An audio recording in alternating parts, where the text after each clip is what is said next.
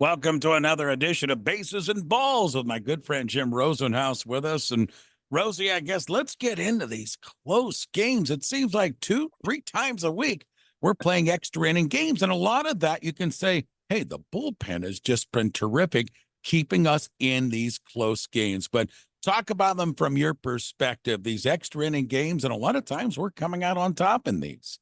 Yeah, well, four in a row, which hasn't happened since 1910. So it's been a while. Um, but a couple of things. You mentioned the bullpen, and that's a big key.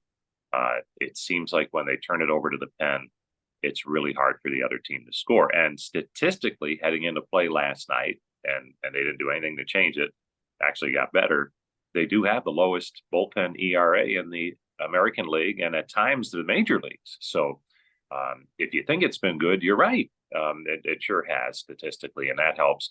And right, they're scoring more this year. So the other night in Houston, they were down by 5 runs, and it didn't seem to matter. They came back and tied the game. Eventually lost, but they have that ability this year more so than last to get back into games if it doesn't go well for a starter. So I think that's and again, I think it's just one of those things in baseball where 4 straight games they've been involved in extra innings. But I think you're seeing this team, no matter the deficit, has the ability to come back. Boy, when you look at Heron and Gaddis, Cade Smith, and all these guys putting together, and we got a long way to go, but right now the bullpen, you're right, they're throwing outs out there, Rosie. Yeah, if we had had that conversation in spring training and you had mentioned those names, they might have been on the roster, but you certainly wouldn't think that they would be getting the meaningful outs late in games. But I mean, from day one, uh, Stephen Vogt, and maybe it's because he's a new manager, number one, and new to this organization, number two. He really went in with, I think, an open mind on how he was going to use certain guys, and they're he didn't want to confine them to roles. I think he wanted to give them a chance and see what he had, and what he's done is given pitchers an opportunity to shine, and they've done that now. That doesn't always work, uh, but he has the talent out there where they're ready to get some big outs. And I think Heron and Gaddis have been certainly great examples of that. I know Gaddis has had some tough ones here this week on the road, but you still certainly love to see him come into a game because he's got the good stuff. It's Bases and Balls with Guardians broadcaster Jim Rosenhaus. And Rosie, you mentioned scoring more. It starts at the top, man. Stephen Kwan. I was saying earlier this week on the air, might be the best left fielder in baseball right now. When you look at what he does, getting on base, stealing, running, and hitting, and he's a gold glover. But talk about Stephen Kwan because he broke in rookie season, terrific. Last year had some troubles up and down, but boy, so far this year, he's been dynamite. Yeah, great. He didn't like last year. And again, it wasn't that far off. As you mentioned, it wasn't that far off of his really good rookie season, but he wasn't happy with it. And he said, look, they told all of us that, talking about the young players on the team after that 2022 season, which went so well, he said they warned us that the adjustments were going to come from the opposition and it was going to be harder that second year. But he said, until you go through it, you don't really know. And it's not that they didn't believe what people were saying, but he said it's just hard to really imagine that it could be more difficult. And it was last year. So he did some things in the off season, I think both on the mental side and the physical side, to make sure he was ready to go for this year. And you mentioned best left fielder in the game. You could make a case, and I know it usually goes to power hitters, that he could be an MVP candidate this year. The way it's going, I mean, that play he made Wednesday night in the 10th inning to end the game, tremendous. And he's already a Gold Glover, and that was that type of play.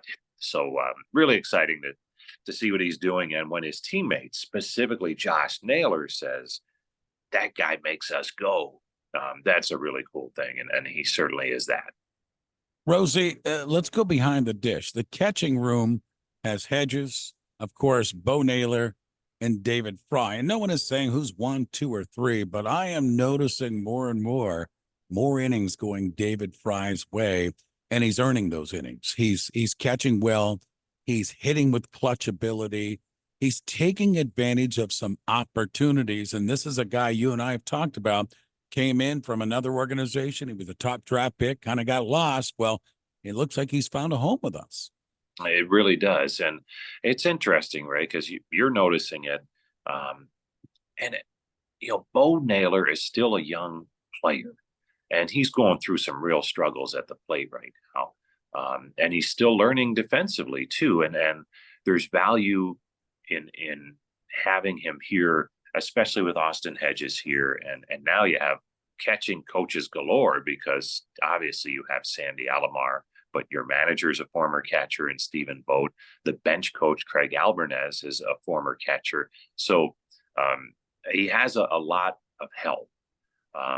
But in the meantime, David Fry is really showing that I think they're struggling with, you can't make him the full-time catcher because they love his versatility. So they don't want to stick him back there all the time. And then of course you get some games for Austin Hedges too. So I think it's nice to have options, and David Fry has taken advantage of some opportunities here and really shined.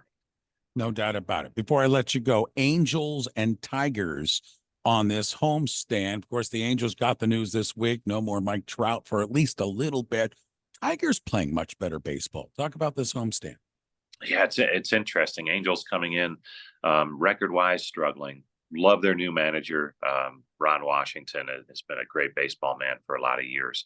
But they're back to the days of no Trout, no Ohtani. So some of the star power is gone from the Angels, and they're trying to figure some things out. And then the Tigers much better. You're right. You could see that at the end of last year. I'm not sure if many fans remember, but that last weekend of the season last year, they passed Cleveland and finished in second place in the division. So they were on the rise last year, and they've carried that through to this season. Ray, the Central Division, all of a sudden at one point this week had 4 teams over 500, and nobody's saying, oh, well, whoever wins the Central, that they backed into it, or that they're not worthy. What you hear sometimes, it's a weak division, all that. Maybe it's not this year, and the Royals have been playing great. The Guardians, obviously, and the Twins are on a 10-game heater, so they're playing good baseball. Which is exciting to see. And we'll get our first look at the Tigers on this homestand, and that should be fun. There you go. Bases and balls. Our good friend, Guardians broadcaster Jim Rosenhaus, joins us weekly here on the morning show. Rosie, as always, we'll look forward to the calls this weekend, and thanks for making time for us this morning. You got it, Ray.